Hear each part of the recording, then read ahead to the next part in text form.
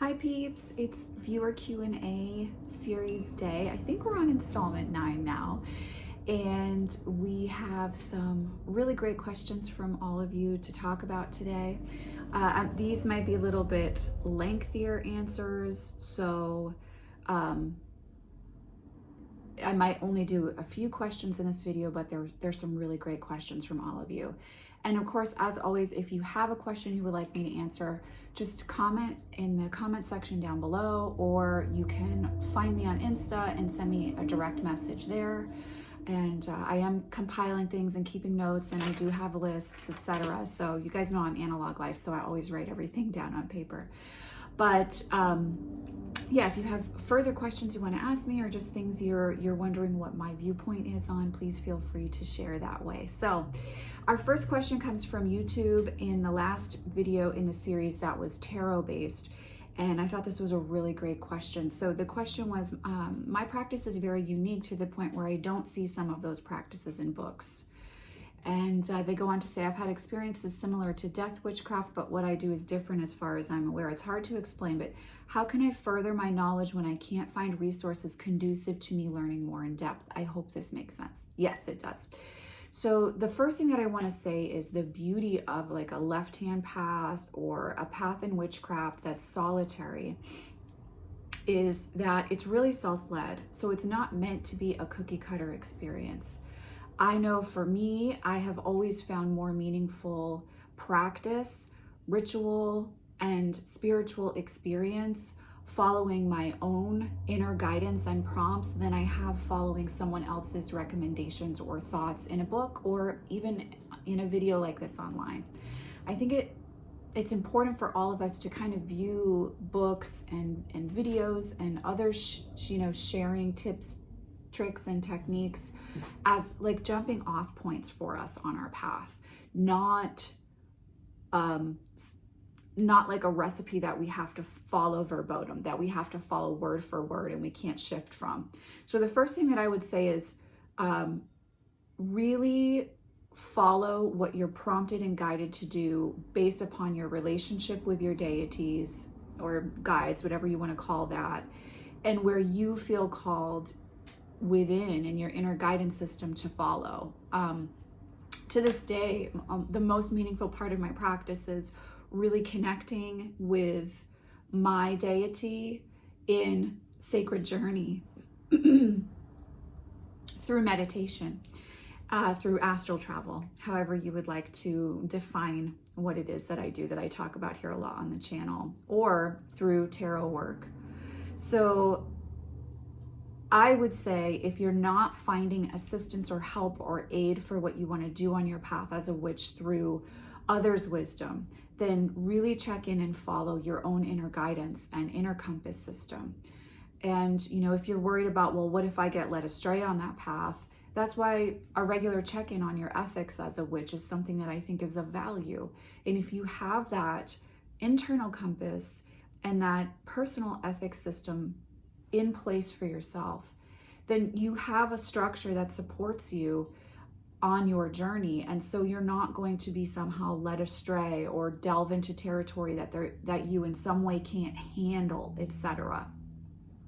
It's really about trusting your, whatever you want to call that, higher self, soul, spirit, the Ka that exists within you, and your spirit tribe, as I've spoken of them for years on this channel, and really like tapping into that and letting that be what guides you. So I would say I wouldn't worry about the fact that you're not finding what you're doing in books. In my opinion, it kind of means that you're doing the right thing in a way, even though of course study, and especially when it comes to occult symbolism, etc., is important to engage in. It's not something to be cavalier with.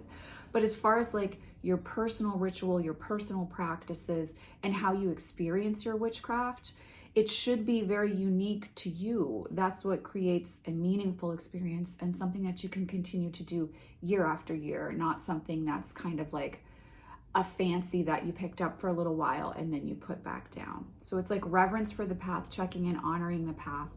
All of that, in my opinion, really is what's going to create meaningful practice, whether you find that your personal version of witchcraft is in alignment with a more organized or structured idea of witchcraft or someone else's version of witchcraft. So I would say, don't worry about it. Don't stress about it. Instead, keep checking in with the inner compass. Keep coming back to deity. Keep working with them in that way. Keep exploring your gifts. Keep engaging in authentic ritual and experiences in that way on your path, and trust that process. It's not about someone else telling you what to do anyhow when you step onto this path typically. So those are my thoughts on that question. That was a really great question. I'm going to go back to some Instagram questions now. Can you use the Kali Oracle for shadow work? I actually meant to include the Kali Oracle on my recent decks that shook me list, and I that day spaced it, which I regret. I will be doing a separate video on the Kali Oracle in general, because I've actually found her. I assumed when I first, purchased the deck that I would be working with the Kali Oracle as a shadow deck, but I've actually found that deck to be very comforting and very loving, in a really beautiful way that feels authentic to me with Kali's energy. But you can absolutely use this deck as a shadow deck. I would, in that case, when it comes to shadow work, I would work with it with a very specific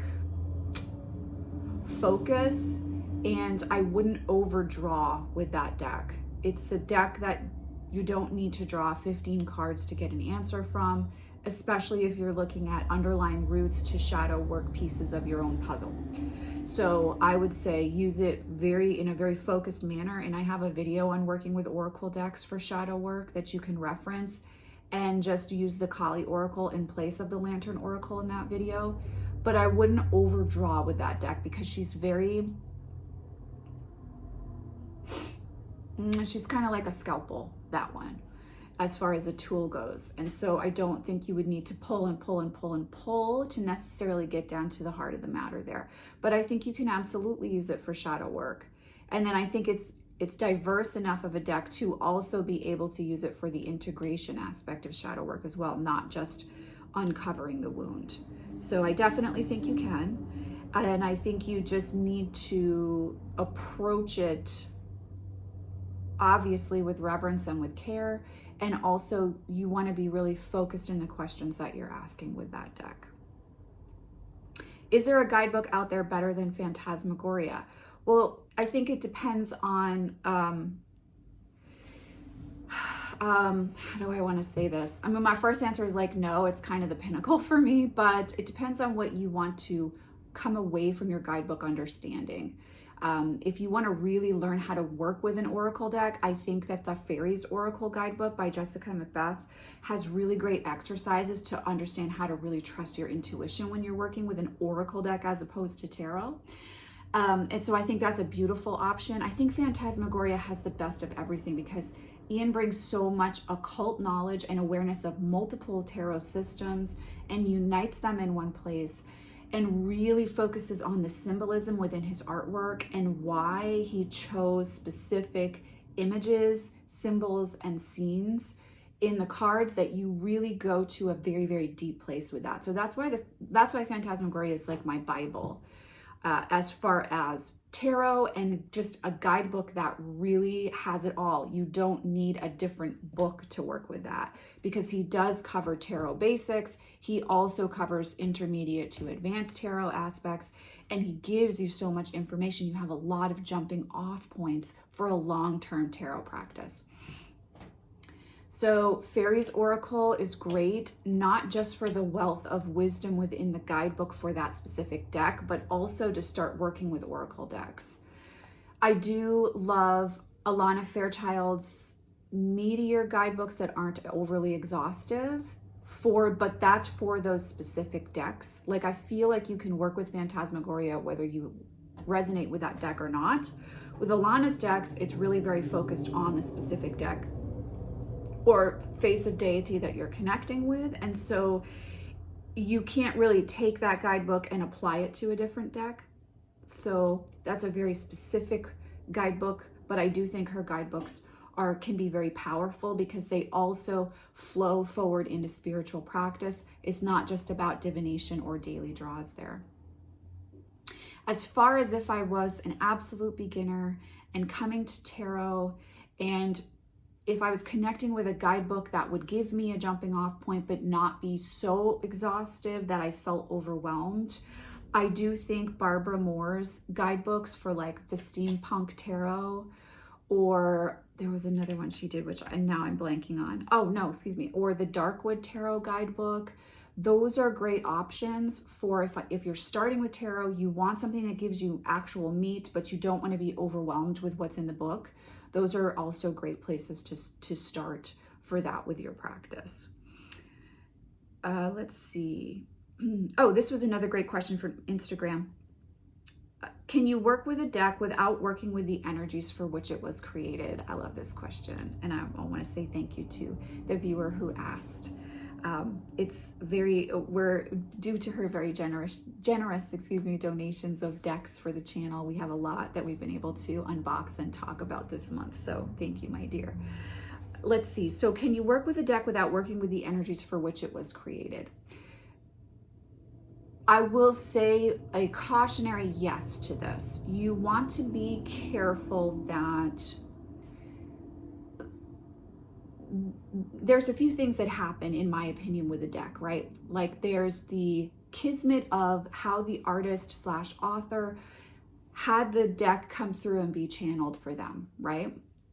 So that's a very real aspect of the deck's identity, is the intention with which it was created, the energies that came through and showed up for the artist. But then, and this is much like with music or any form of art, there's the very personal experience that the user of the deck, that the reader has with those entities. And that's something that is like an offshoot of the deck creator's intentions and experience. So when we're working with a deck and it's like that perfect sweet spot, it's a dance between those two things. And to completely ignore what an artist or author had for an intention when you create a deck is sometimes, it can be a really cavalier way to treat a deck, right? So we want to make sure that we're approaching our work with the deck with reverence. However, that being said, your point of power is really within your experience with the deck. So like, let's say, I'm trying to think of a good example of this.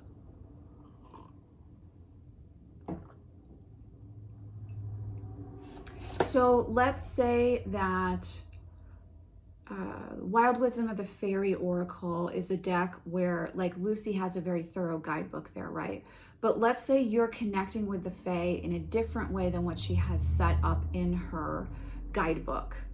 As a reader, you're gonna need to move in the direction of what resonates for you. So I would say, don't try to make the connection that you're experiencing fit into the box of the artist or creator's vision, especially if it's hindering how you're able to really fully experience your readings. Now, let's say I have an example of this with a deck that I don't have anymore, which I regret. I shouldn't have gifted it, but the Angel Tarot by Doreen Virtue, like whatever that first one was that she did, right? That was that blue one with Archangel Michael on the backing. That was a mass-produced deck that was really created in alignment with working with archangels, right? I don't work with archangels, but I had a really powerful experience of very accurate readings with that deck, even though I wasn't consciously connecting with those archangels when I was reading. Something about the way it was set up and how it worked, it just really flowed for me as a reader.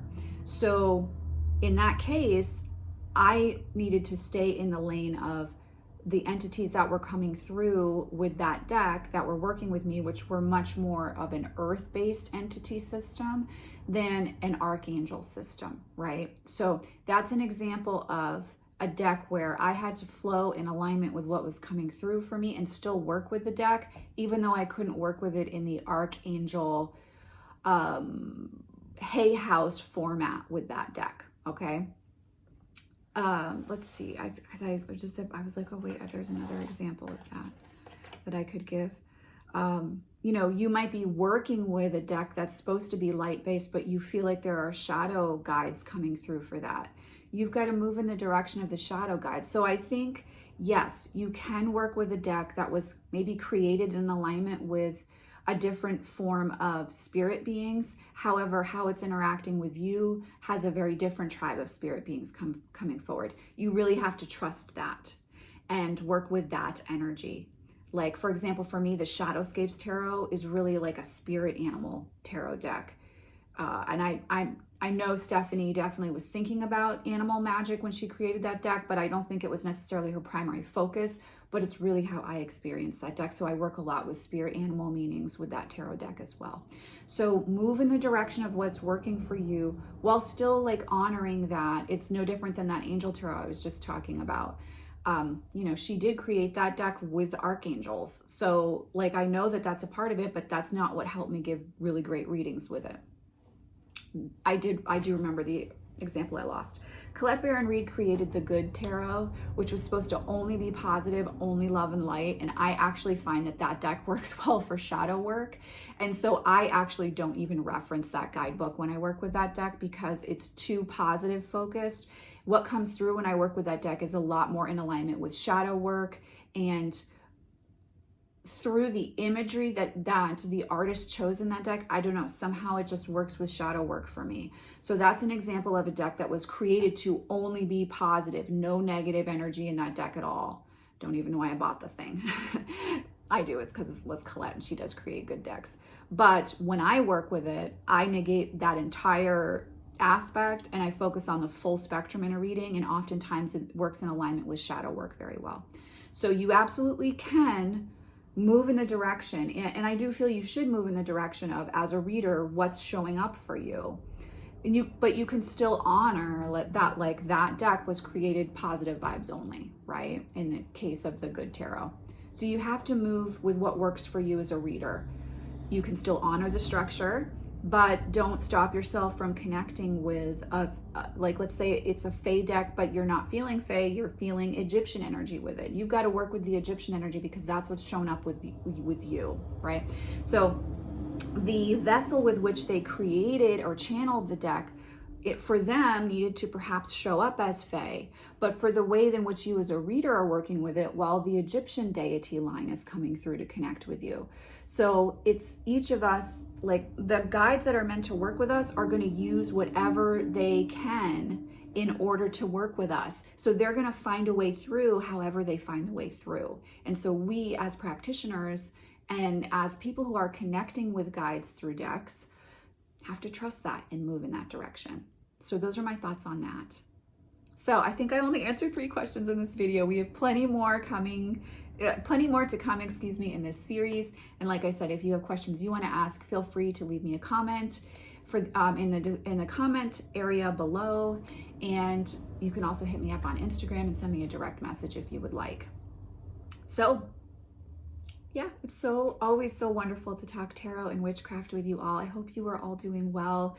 I'm recording this on the dark moon and really feeling so connected to the magic that exists within the dark cycle of the moon. So I hope if you are watching this around a dark moon aspect of the moon cycle, you feel that as well. I am sending you, as always, much love and many blessings. I'll see you in the next video.